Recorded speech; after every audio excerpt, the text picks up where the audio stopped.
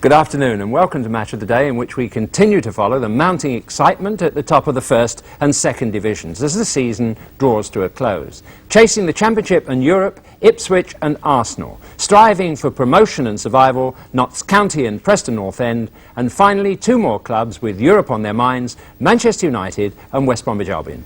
Goalkeeper Paul Cooper on the left is Ipswich Town's Player of the Year. He gets the vote of the supporters after a season in which he's kept 24 clean sheets in 53 competitive matches.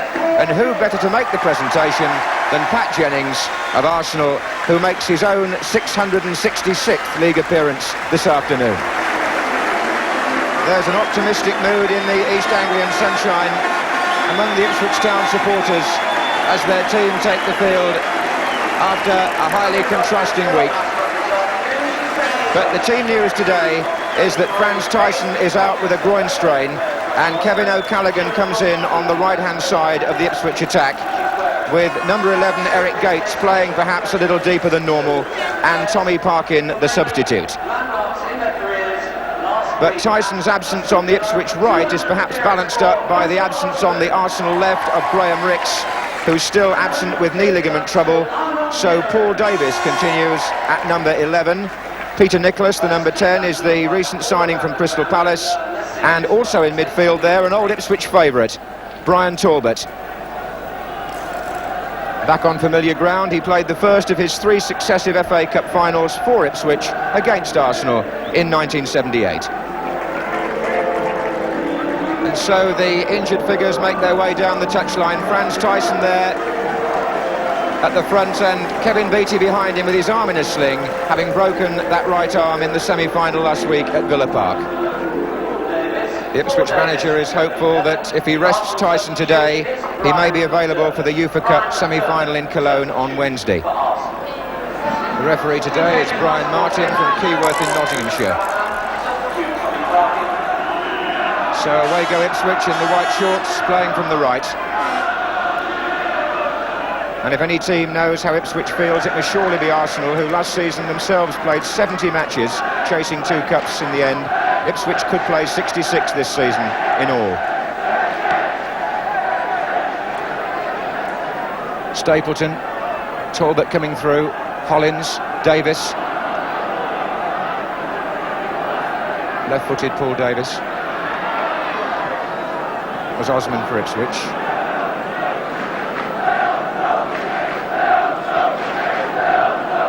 John Walk, injured, it would seem, one of the early challenges in the Ipswich half. Hobbling quite badly. There's an appeal for offside. Flag stayed down. McCall to Muren. Challenge was by Nicholas. John Walk seems to have a real problem. Davies. Well, that happened in the opening minute as Walk went in for a challenge. Good tackle there by Brian Talbot, looking for Kenny Sansom on the run. Butcher going across. Davies just behind. Talbot. Davies. Offside this time. But the referee, in fact, had already stopped the game for a foul and wants John Walk to receive attention as well.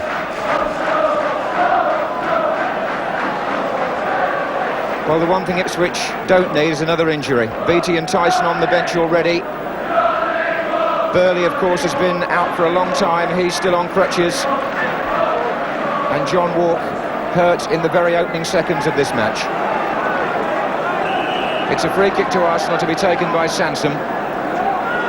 In comes O'Leary, and away by Butcher. The Arsenal attack, with O'Leary, the captain, coming forward to support them on the set pieces. Buzzing around the Ipswich goal here early on. Sunderland.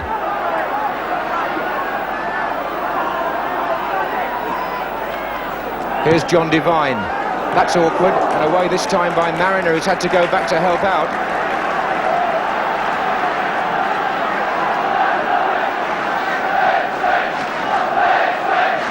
This is quite an anxious start for the team chasing the Championship.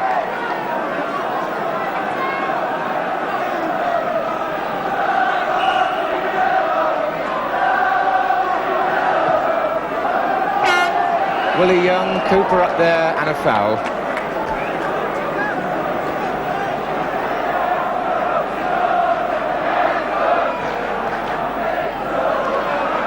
Nicholas, Sunderland. Talbot's made a run in the inside left channel. There he is. Gates. Offside against Brazil, but in fact, even as the linesman's flagged, Alan Sunderland caught Eric Gates very late indeed when the ball had gone, and the referee won't stand for that. He's speaking to Sunderland.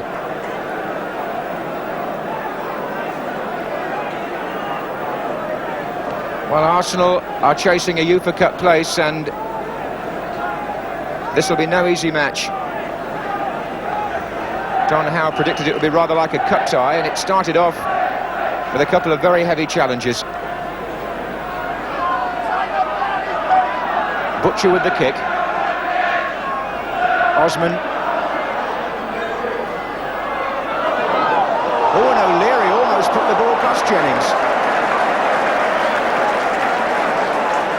A little bit of Irish misunderstanding.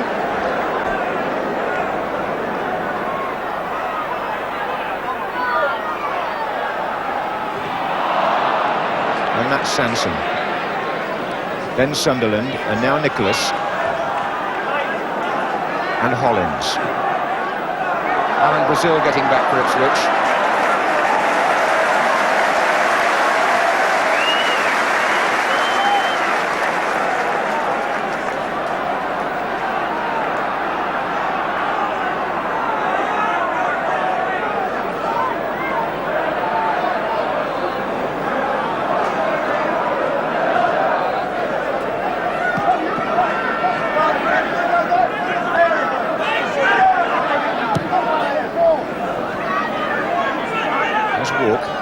Seems to have shaken off the worst of the injury.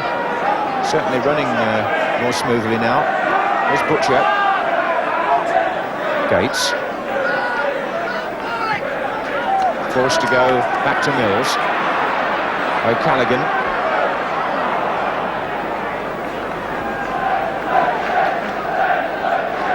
Here's Osman. Mariner. Osman coming forward. Slightly awkward challenge. The referee said play on because Osman had a chance of keeping the ball. Willie Young finally sorted things out after getting into a little bit of a tangle with Kenny Sanson.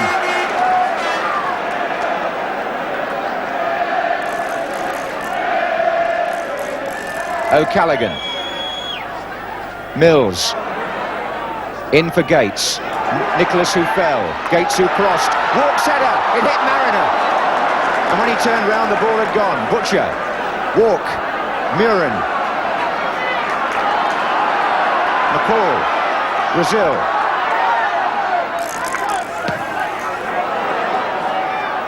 Gates is there. Well saved by Jennings, and how many goalkeepers, I wonder, would have allowed that ball to come back off their body as Mariner closed in for what would have been a rebound chance. It dropped for Eric Gates, he hit it. Jennings not only stopped it, he held it. Wonderfully consistent still, Pat Jennings, at the age of 35. McCall, Robson, the manager there, pointing, anxious that Ipswich establish an early superiority on this game. But never easy against Arsenal, who are so concentrated in their shutting down of the opposition, something which the Ipswich manager knows only too well. Eric Gates has got a problem now. He's had a calf strain during the week, and I think it may be that the gamble has failed. He's gone across to tell the manager, and Tommy Parkin appears to be certain to come on as substitute. So the Ipswich chapter of injuries continues. Tommy Parkin, who's been selected as substitute because they were worried about the midfield with a gamble on Gates which has failed. Here's Davies.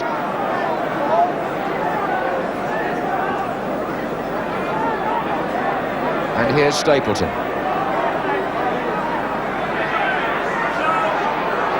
Still Stapleton. Here's Nicholas. Oh, that's his first goal for Arsenal.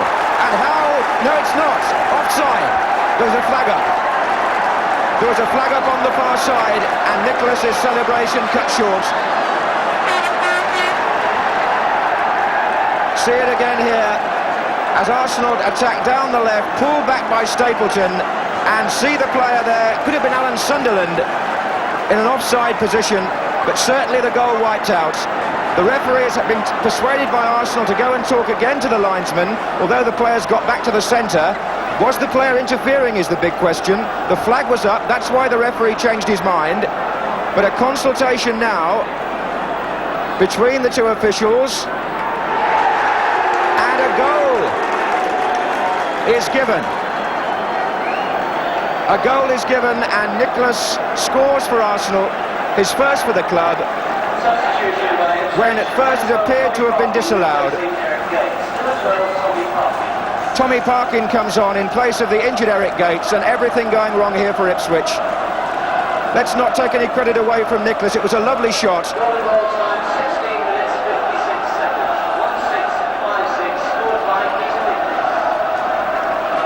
And Ipswich are a goal down, they're without Gates now as well as Tyson. Here's Nicholas. Sansom.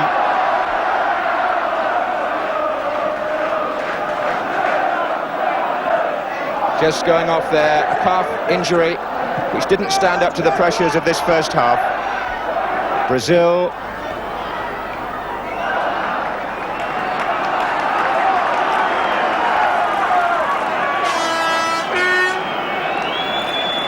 So still stoppage time at the end of the first half as Muren takes this corner. Butcher's coming in, that's Mariner off his toe, going to come back to Muren, blocked by Devine. Referee blows for half-time after that flurry of Ipswich shots. But Ipswich are a goal down. It's Peter Nicholas the scorer, the referee consulting but ultimately overruling a linesman on a possible offside. The goal stood, and for Ipswich now an awkward half-time phase. Bobby Robson, who had to leave out Tyson, he risked Gates but he broke down, and so the Ipswich midfield is in something of a tattered state, with Walk having also suffered an early injury, and at half-time in this important match they trail by 1-0. Well, these fans will have heard the half-time news that Aston Villa are leading by 2-0, and that young man, who's I think a Paul Mariner fan, will be hoping that his favourite player in the second half can do something about the position here with Ipswich a goal down. So Arsenal start the second half. They'd taken 8 points from their 5 matches prior to this afternoon. Arsenal running into a bit of form as they attempt to win one of those UEFA Cup places for next season.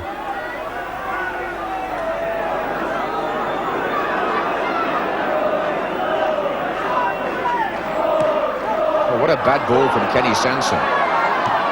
Went back for him by Hollins. Here's Davies. Sunderland.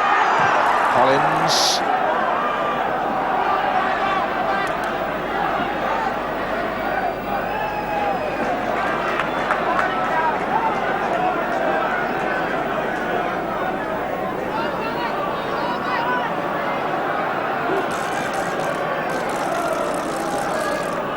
There's Butcher. Nicholas. Stapleton with Butcher. It's become a very scrappy game now in parts, not much shape to either side. But Arsenal can play with a certain amount of freedom from pressure, which is partly down to their 1-goal lead, but more down to the fact that Ipswich have got so much to lose here. That was O'Leary's header. And here's Mariner. Osman. Mills.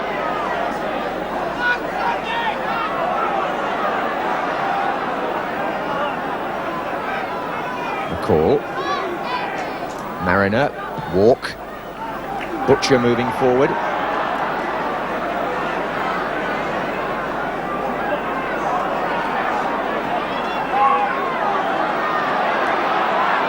Mills looks for Brazil, who's pulled away from Nicholas. Good save by Jennings. Alan Brazil found lots of space on the near post area there. Mills found him. The shot had power, but Jennings' body, as so often, was in the way. Parkin. Jennings is there again, and again he denies Brazil. Same player, twice thwarted by such a fine goalkeeper. The first save, right out of the Pat Jennings manual.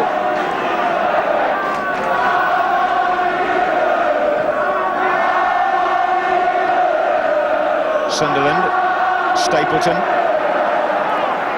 Stapleton shot, oh, it's spinning off Cooper, but near enough to him to collect.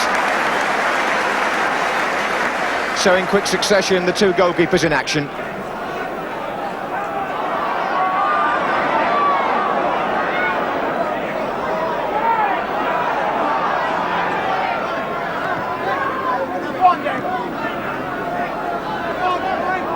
Osman.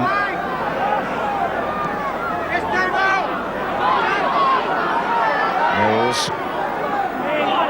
Brazil. Parkin pushing on down this side, number 12, behind Willie Young. Pulls it back, and away by O'Leary. Jennings, for once, didn't claim it.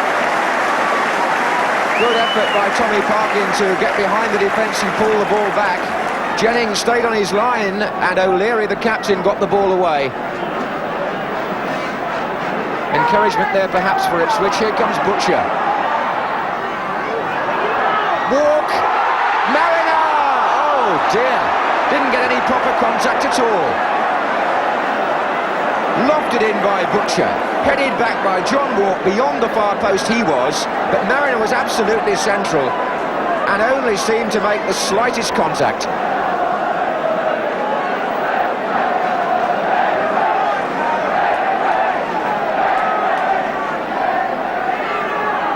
Muren.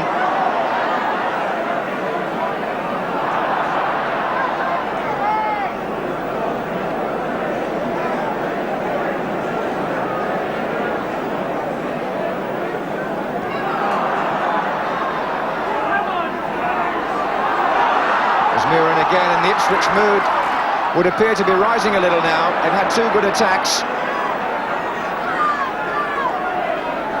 but they remain a goal behind.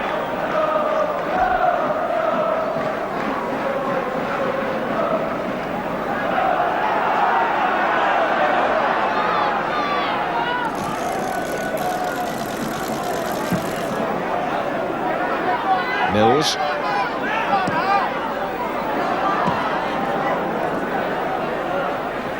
That was Stapleton with Butcher. And finally it's Osman.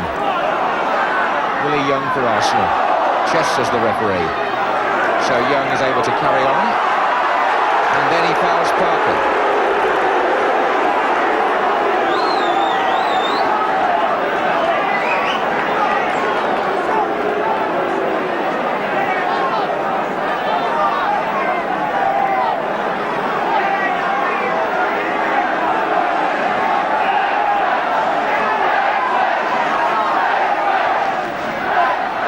Parkin. There's Osman. Well, that could be very dangerous indeed, the way he lost the ball there. Kenny Sansom, the man making the break. On the far side, John Hollins supporting. Ipswich have got people back now. Here's Devine.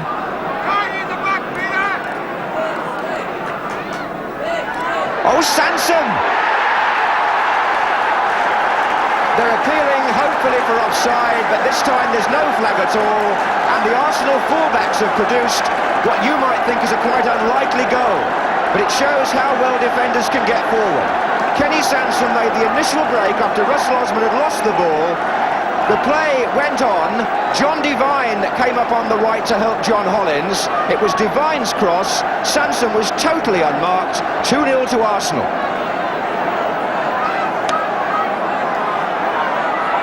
Ipswich guilty of leaving Sansom by himself in the penalty area, guilty earlier of losing the ball at the other end, but Arsenal take credit for getting their two fullbacks into such a threatening position. Walk. Mariner.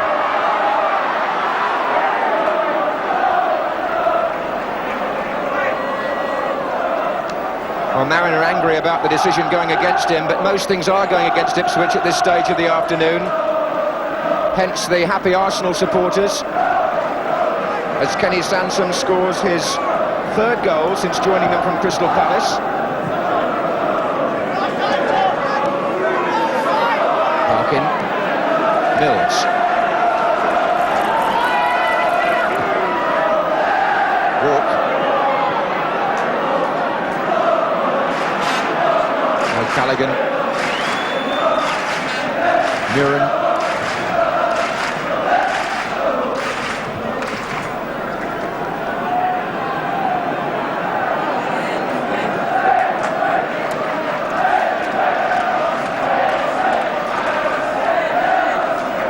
There's Brazil. Muren's cross, Mariner goes up. Oh, that was Walk. And those were going in for him a few weeks ago, John Walk. 33 goals for the club this season, and as Muren lofted that ball in and Mariner took the defenders away, Walk met it first time, but it was way off target. Sansom. Sunderland to Stapleton, that's a lovely exchange, and here comes John Hollins. Cooper was out quick enough, and his clearance could lead to an attack here with Muren coming through and Walk.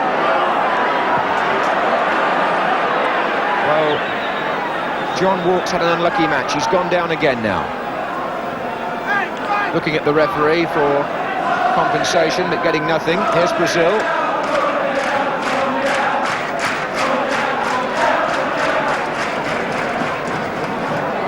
Stapleton. Now, what can Muren do from here? That's a fair ball. Parkin. Oh. Well, maybe the lack of experienced players to support the likes of Muren has been something of a factor in recent weeks for Ipswich, with so many matches to play, and one or two players have come into the side without the real experience of big-time football at this level.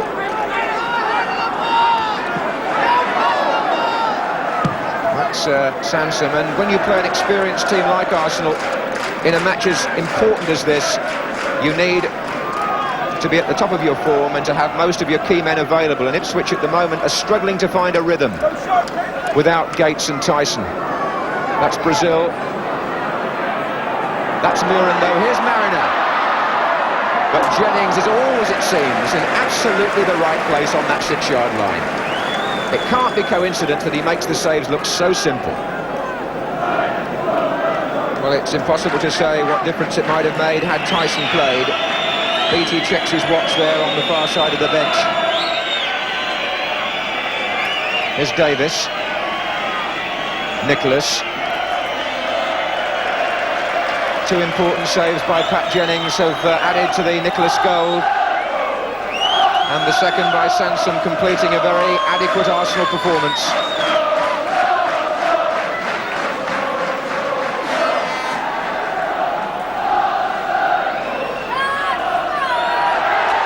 So the great unbeaten home run ends. Ipswich beaten at Portman Road for the first time in 47 competitive matches. Since Liverpool won here in October 1979, Peter Nicholas got the first Arsenal goal, his first for the club. Kenny Sansom got the second on the counter. And the pendulum of the championship appears to have swung again in this very exciting finale. Ipswich, their spirits revived in midweek.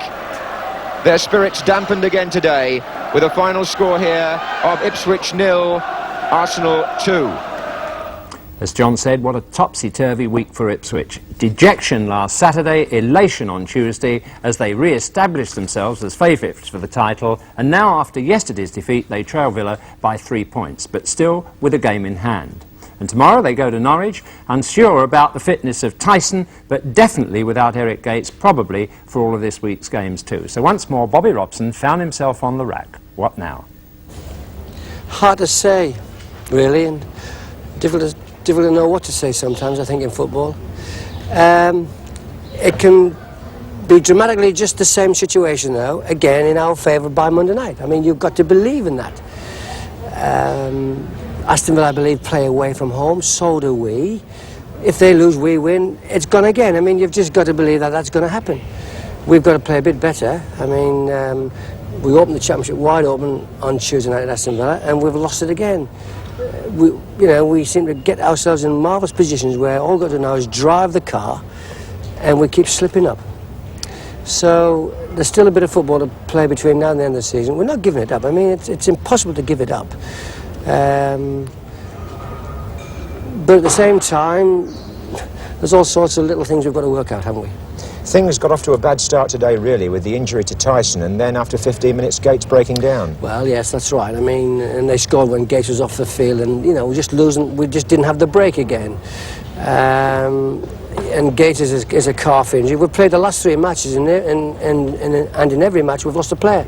And that's, you know, hard to take.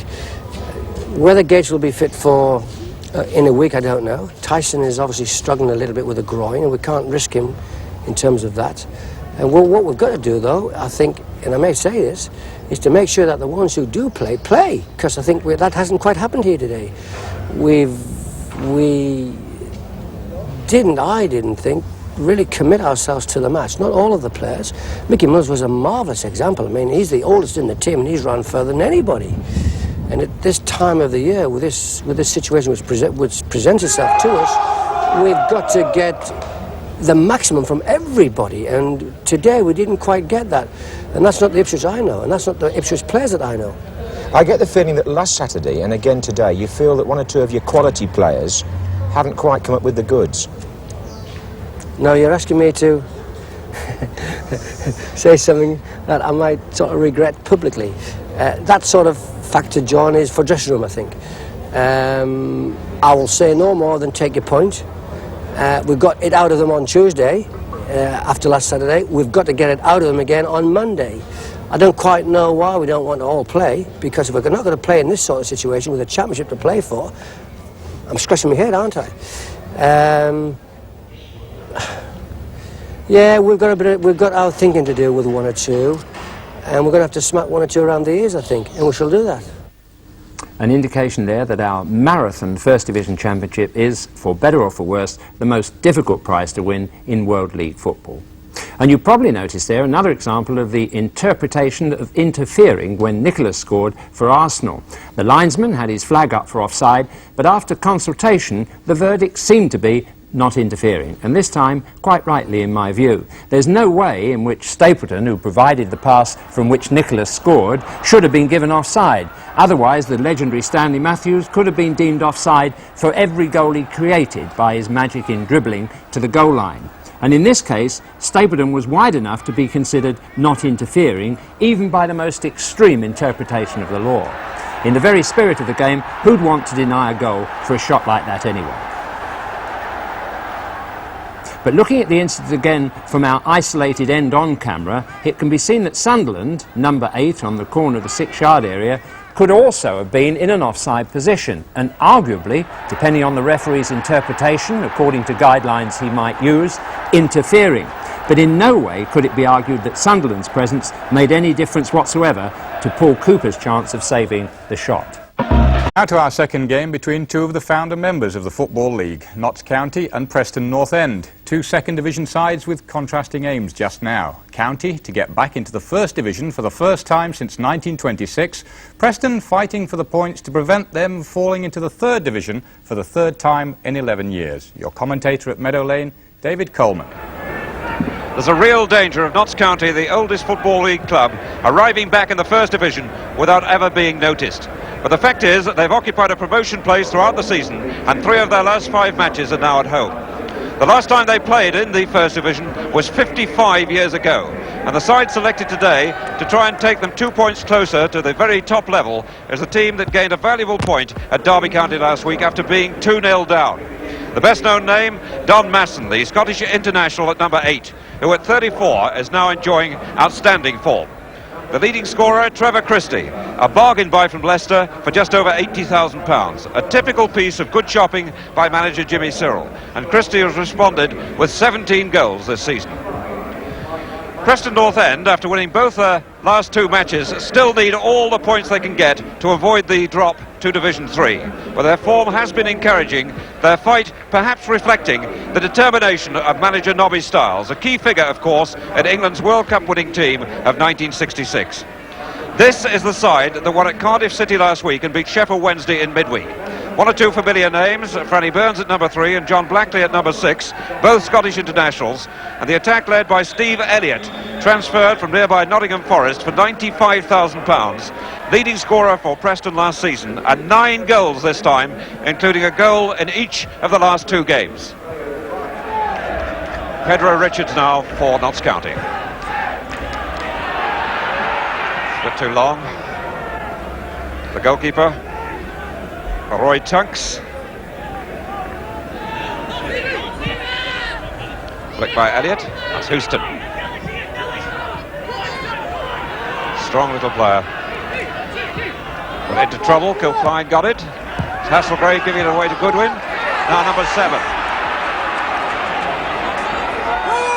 McCulloch in full flight. What a dangerous cross. Christie, well, put it wide when it might have been easier to score.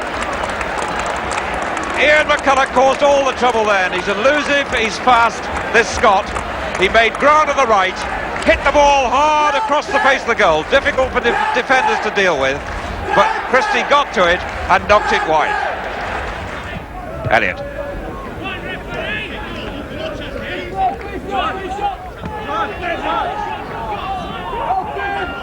Motson. Almost everything's ready through him in midfield. Good screening by Christie, and he was fouled by Blackley. Benjamin to number 4, Goodwin. Read by Burns very easily. Now Motson for Notts County. Hunt to Christie. Benjamin number 2. Surely Turner, the goalkeeper, is troubled by the sun. And what a big jump by McCulloch. And the whistle has gone. No, well, it hadn't. So there's an escape there. The ball knocked over the top by Blackley. But a tremendous jump there by McCulloch, put the goalkeeper off. No foul given, the ball bobbing about dangerously loose, and in the end, Preston concede a corner. So Motson with this corner. Good jump by Christie. Goalkeeper under pressure from McCulloch, and the flag up, free kick. Friendly pat on the back there from McCulloch.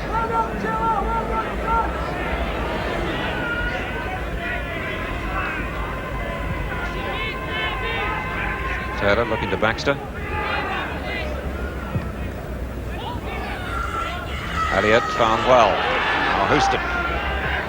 On for Bruce. Oh, good save by the Yugoslav goalkeeper.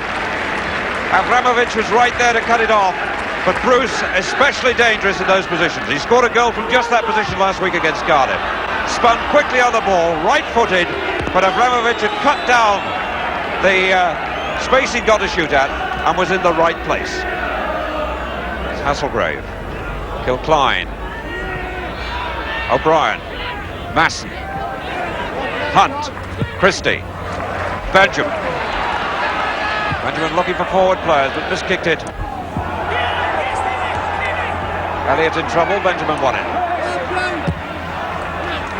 Squirting back to Kilcline, now Motson, Goodwin, Kilcline.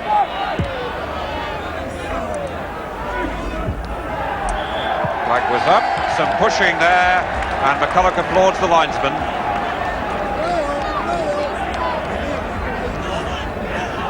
So Motson once more to try and plan this one. He's got number 2 Benjamin outside, complaining about the Preston players not being the right distance away. Kilcline has gone forward, but the ball knocked short. Oh, was that a trip? McCulloch went down and the referee has ignored it. Well, the ball crossed to the near post by Motson. McCulloch clearly went down there, but the referee smiles, turns away and gives a corner. So Motson with this corner. Tunks hardly got there, but Christie knocked it wide. Not an easy match for Jimmy Cyril to watch, but expressionless. Veteran Scott. Burns.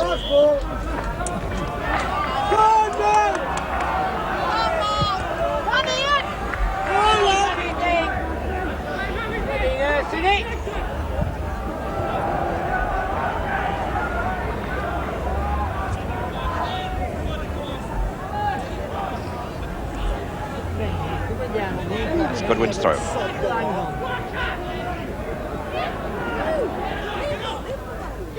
McCulloch. Oh, he got himself into the space extremely well. And a good cross met by Hunt and knocked wide. Another genuine chance there for Notts County.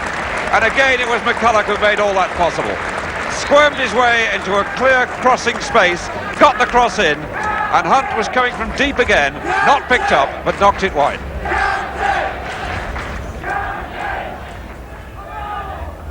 The ball came off the corner flag.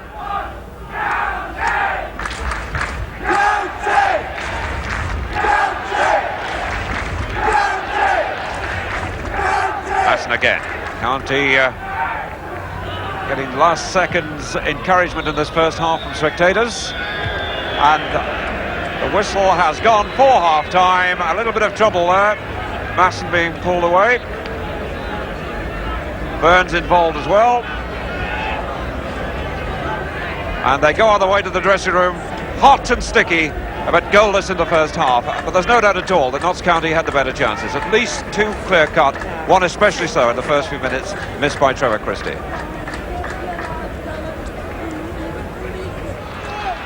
Goodwin.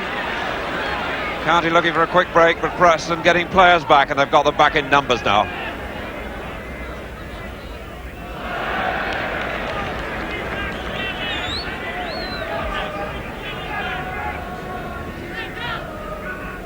Coleman's throw. Bruce back to Coleman. Goodwin closed him down quickly. This is McCulloch. He really is threatening danger all the time here, McCulloch. By far Notts County's best player. And dangerous every time he gets within sight of the goal. His two crosses in the first half produced genuine chances. First for Christie, then for Hunt, and that was a good shot then. Fine tackle by Goodwin. One possession really cleanly.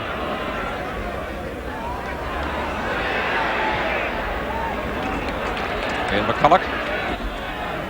Most of the good things for Notts County have stemmed from him. Christie! And right there as well was Taylor. I don't think Christie got the touch. It was Taylor, I think, in front of him, the defender. Again, though, Ian McCulloch set it all up. The third time, crosses from him on the right, of course, trouble. Each might well have led to a goal. Trevor Christie under tremendous pressure there from Brian Taylor. Not sure who got the touch, but it went well wide. Keep passing that ball! Come on! Well, message going out there from the Notts County bench. O'Brien's headed to Motson. Beaten by Hasselgrave. Ball is terribly awkward to control. It really is bobbling and bouncing all over the place. Pitch bumpy after a week's sun. But the only man really you could say has thoroughly mastered the conditions, Don Motson. But the real threat to Preston has always come from number 7, Ian McCulloch. 3 times now he set up chances with crosses from the right.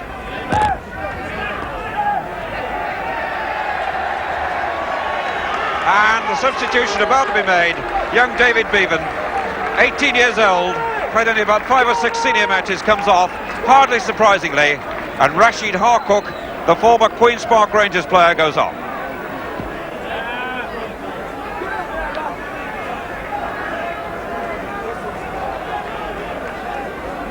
And Harcook immediately takes a position up front.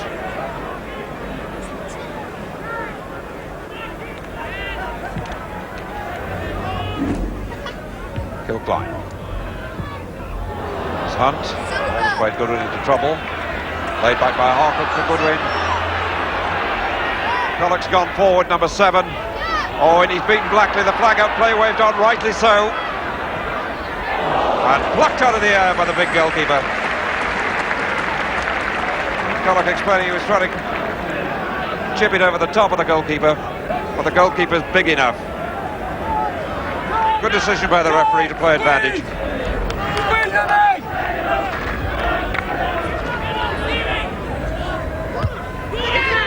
Ball spinning to Hunt. And they're playing injury time now, or stoppage time. Messages going, signals going out from the bench. McCulloch.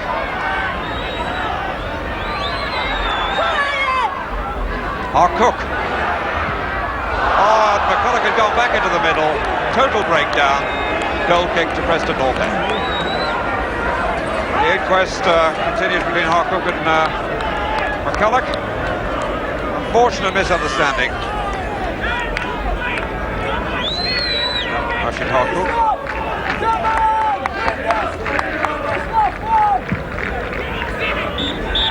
And there's the final whistle. They get a point each.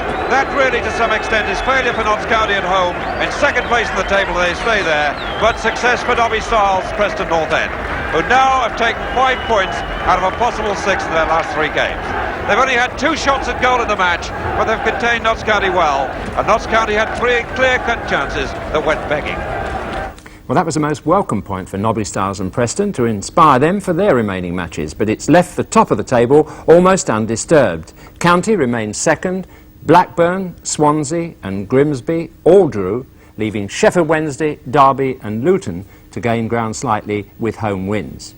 They'll need all the spirit and loyalty those 8,000 fans can muster to survive in Division 1, where they would have to compete, for example, with the likes of Manchester United, who had their millionth supporter at home this season through the turnstiles yesterday. Their opponents then were West Bromwich Albion, and Barry Davies is your commentator as we take a brief look at the action, joining the match in the first half with United in the white shorts, playing from right to left. Coppell and Jordan in the middle.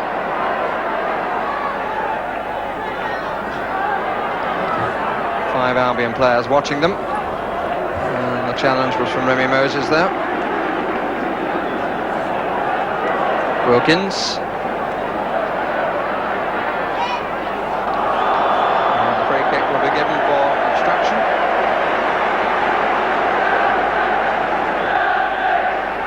Taken by Wilkins and put in with some comfort by Joe Jordan. The ball curled in, Jordan just hounded in on it, and Tony Godden had no chance. So the opening goal for Manchester United with barely 2 minutes gone. Too much flow so far from Albion. Fair amount from United. Bertels. Kari.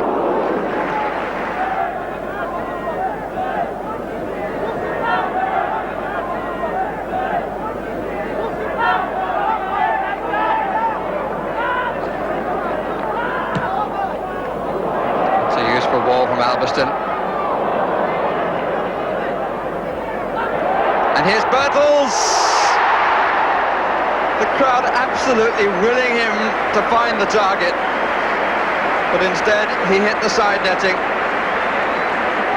At least he was prepared to have the crack without hesitation.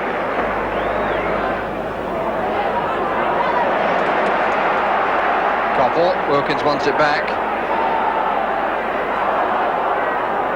Might still get it. Here's Moran. Macari. It's a corner.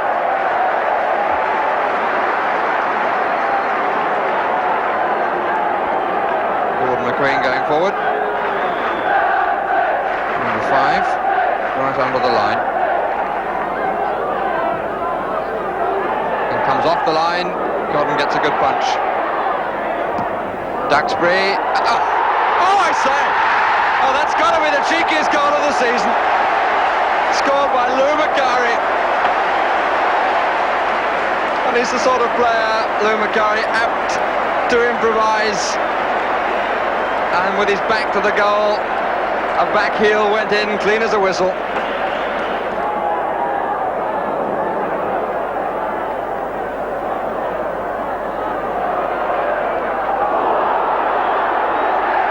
Free kick against Robson. It's had, I think, something to do with frustration.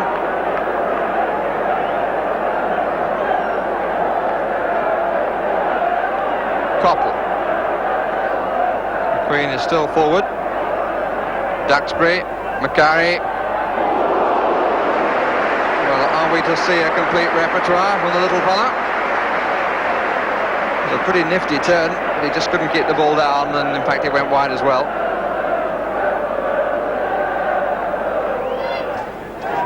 If anybody needed proof of what a funny game football is, before this run of United, which now looks like going to 8 games without defeat, 5 games before that have brought 4 solitary goal defeats and a 0-0 draw.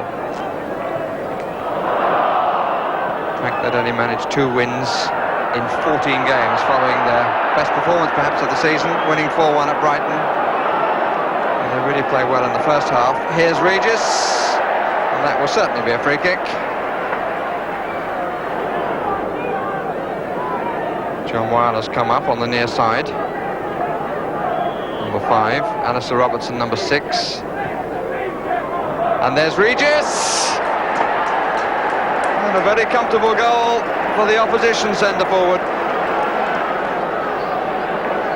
63 minutes gone, and Bailey coming off his line didn't get there, neither did any defender. And Regis brings the game back to life. Robson.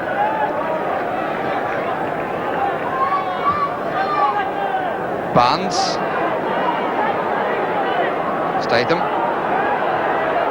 Moses. Been certainly looking more businesslike now. Barnes. It's the first time he's tested Duxbury on the outside. Useful cross too. And Regis trying to pick his moment. Here's Moses. And turned away by Lou Macari, who is quite determined to be in all the action that counts.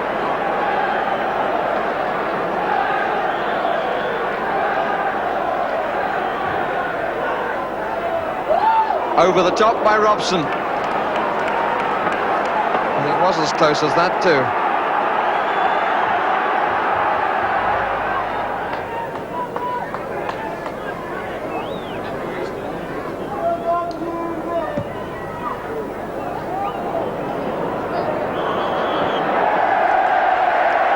The foul given for the push by John Weil on Joe Jordan.